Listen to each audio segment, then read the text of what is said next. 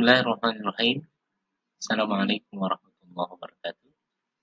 Alhamdulillah, salatu wassalamu ala rasulillah wa ala alihi wa sahbihi wa man wala.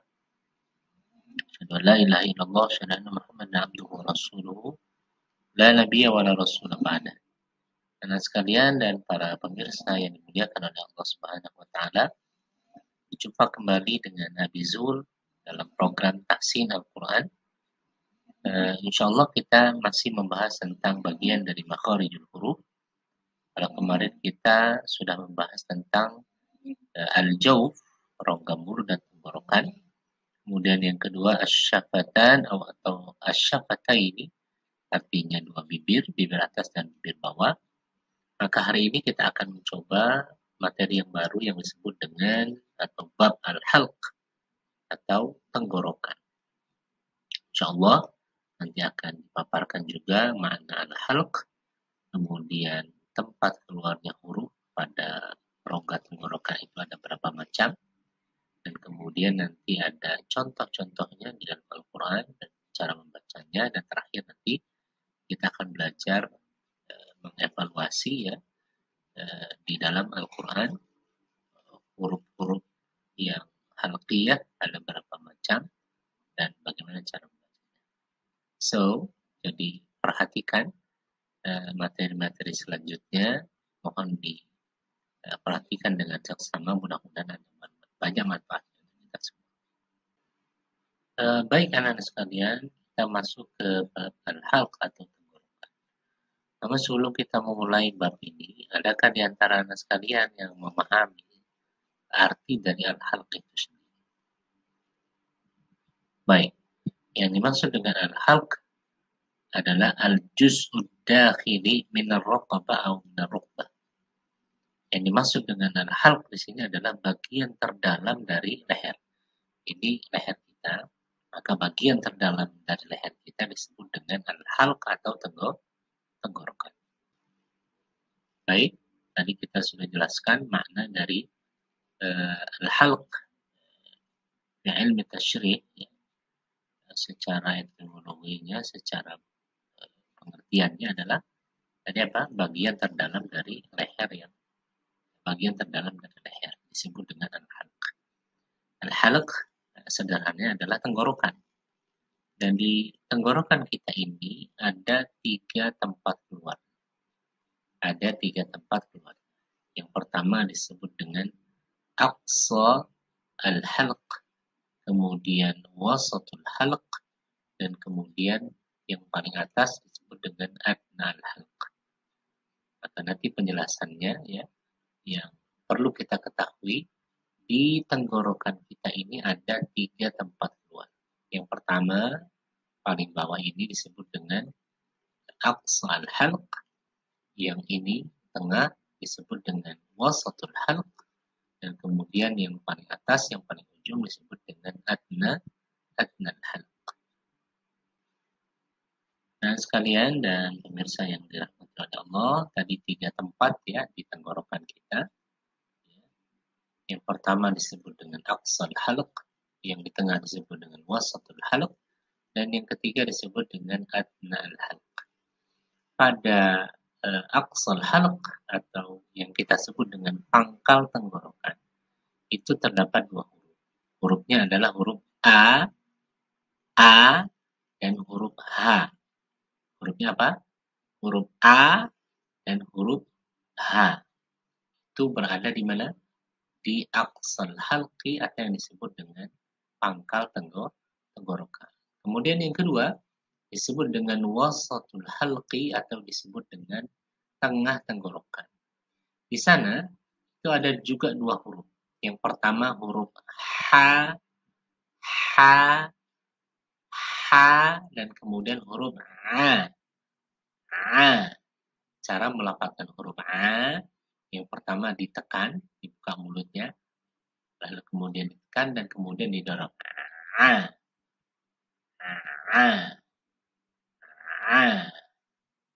Kemudian yang paling ujung disebut dengan apa? Disebut dengan adna al-halq. Disebut dengan adna al-halq atau yang disebut dengan ujung tenggorokan. Hurufnya juga ada dua, yaitu huruf kha, kha, kha, dan kemudian huruf gha, gha, gha. Nah, inilah huruf-huruf yang ada di mana? Di tenggorokan kita. Dan sekalian yang dirahmati oleh Allah, tadi sudah disebutkan pada gambar yang sebelumnya. Di sana ada 3 gambar. Ini kita uraikan satu persatu. Yang tadi disebut dengan aqsa al-halq. Dilihat dari perbedaan cara pengucapannya. Yang pertama adalah aqsa al-halqi, ya, atau disebut dengan aqsa al-halq, pangkal tenggorokan. Disebut dengan pangkal tenggorokan. Yaitu hurufnya huruf A dan huruf H. Huruf A dan huruf H. Rasakan benar-benar huruf itu memang posisinya berada di pangkal tenggorokan kita. Lalu kemudian huruf yang atau tempat yang kedua berada di tengah tenggorokan atau disebut dengan wasatu al-halqi. Wasat artinya tengah, al-halq artinya tenggorokan. Ini juga hurufnya ada dua, yaitu huruf H, H, H, dan huruf A. Huruf A. Tadi sudah disampaikan bagaimana cara melafalkannya. Ditekan dan kemudian baru didorong. A. A. Mulutnya dibuka secara sempurna. Dan kemudian yang terakhir adalah yang disebut dengan adna al-halq. Adna itu paling rendah. Al-halq artinya tenggorokan. Artinya ujung tenggorokan. Hurufnya juga ada dua, yaitu huruf kha. Kha.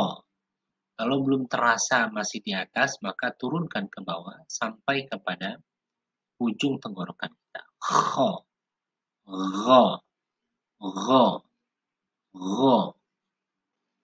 Baik, kalau tadi kita sudah menjelaskan tentang tempat, ada 3 tempat pada rongga tenggorokan kita, maka kemudian kita himpun menjadi 6 huruf.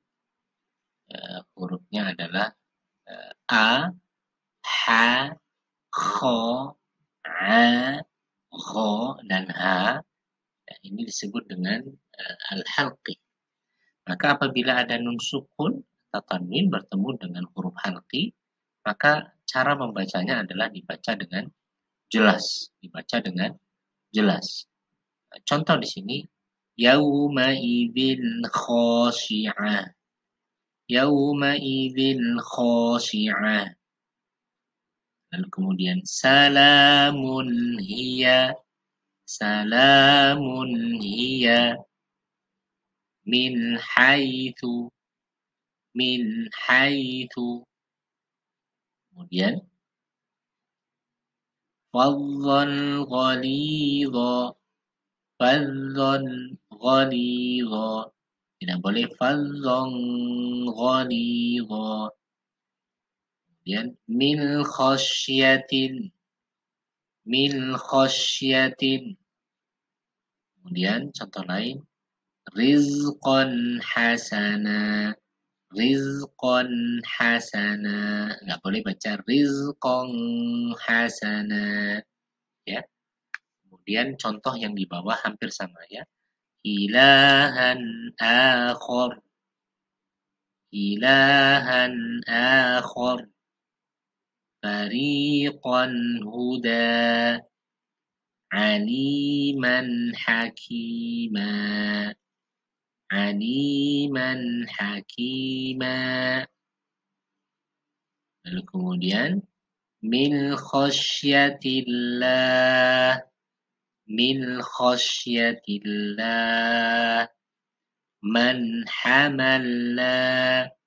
Man hamalna.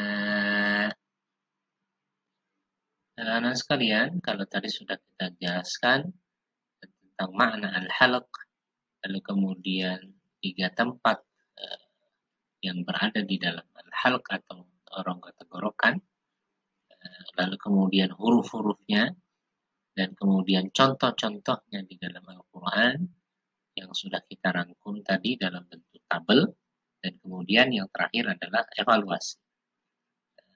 Pertanyaannya, carilah contoh al-halqi dalam ayat berikut.